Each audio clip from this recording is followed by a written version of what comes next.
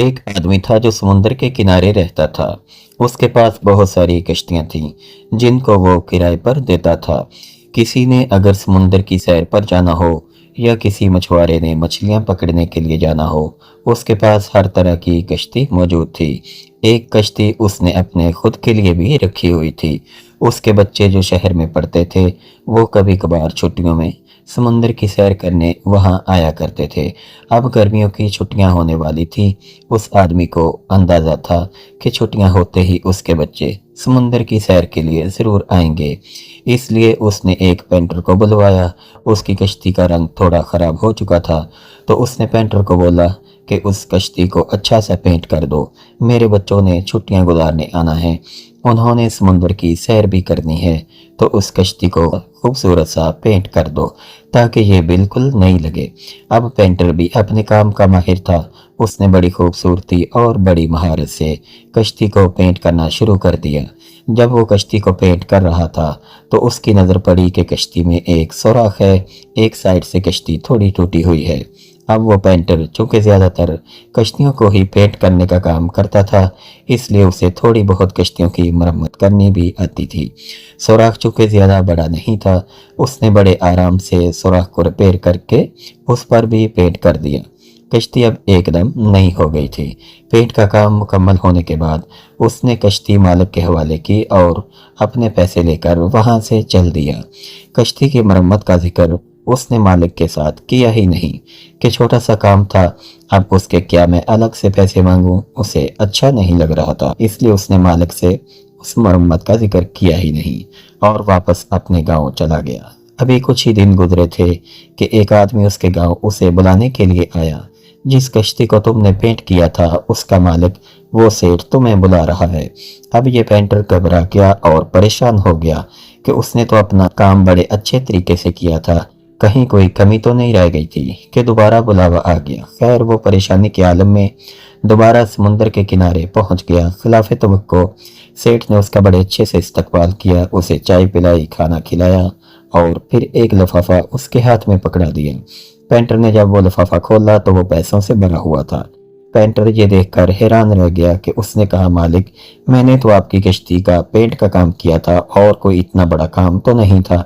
उसके पैसे तो पहले ही आप मुझे दे चुके हैं, तो ये इतने ज्यादा पैसे किसके लिए, मुझे कुछ समझ नहीं आ रही। सेठ ने कहा, तुम बिल्कुल सही कह रहे हो। पेंट के पैसे तो मैंने तुम्हें उसी दिन दे दिए थे। ये जो पैसे अब मैं तुम्हें दे रहा हूँ, ये तुम्हारे दूसरे काम के हैं, और जितना बड़ा तुमने वो काम किया है उसके हिसाब से तो ये पैसे बहुत ही कम हैं। अब पेंटर बेचारा हैरान कि मैंने तो ऐसा कौन सा इतना बड़ा काम किया है जिसकी मुझे खबर ही नहीं। सेठ ने उसकी मुश्किल आसान करते हुए कहा कि अब बात यह है कि अपनी कश्तियों के कारोबार में मैं इतना बिजी रहता हूँ कि मेरे पास टाइम ही नहीं होता। मेरे बच्चे सैर के लिए आने वाले थे और मैं अपनी ज़ाती कश्ती को अच्छे से पेंट करवाना चाहता था, इसलिए उसका पेंट करने मैंने तुम्हें बुलवाया था। तो तुमने अपना काम अच्छे से कर दिया और तुम चले गए। अगले ही दिन बच्चे छुट्टियां गुजारने के लिए आ गए। आते ही उन्होंने कहा, हमने समुद्र की सैर करनी है। उन्होंने कश्ती निकाली और उसमें सवार होकर चले गए। मैं अपने काम में इतना मसरूफ था कि मुझे याद ही नहीं रहा कि कश्ती में एक सुराख भी था, उसको भी ठीक करवाना। और ये बात मुझे तब याद आई जब मेरे बच्चे कश्ती को लेकर गहरे समुद्र में जा चुके थे।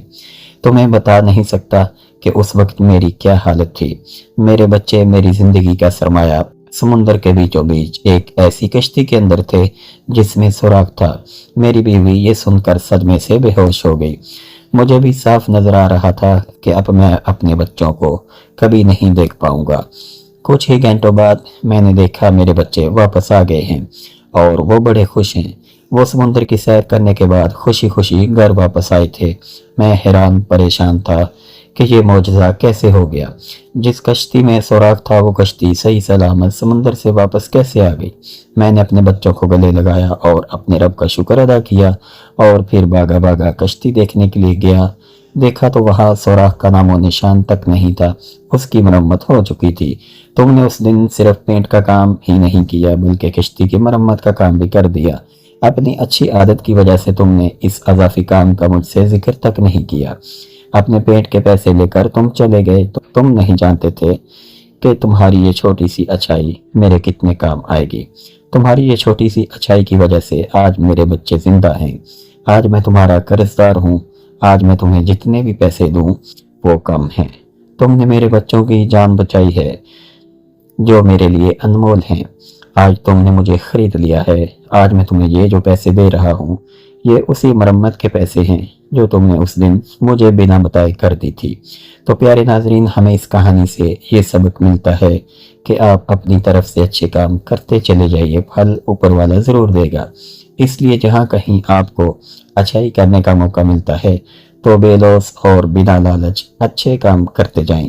یہ دنیا والے اگر آپ کو اس اچھائی کا بدلہ نہ بھی دیں تو اس کا بدلہ اللہ تعالیٰ ضرور دے گا۔ یہ تھی آج کی سٹوری، آپ کو پسند آئے اسے لائک اور شیئر ضرور کیجئے، کمنٹ میں اپنی قیمتی رائے کا اظہار کیجئے۔ اللہ حافظ۔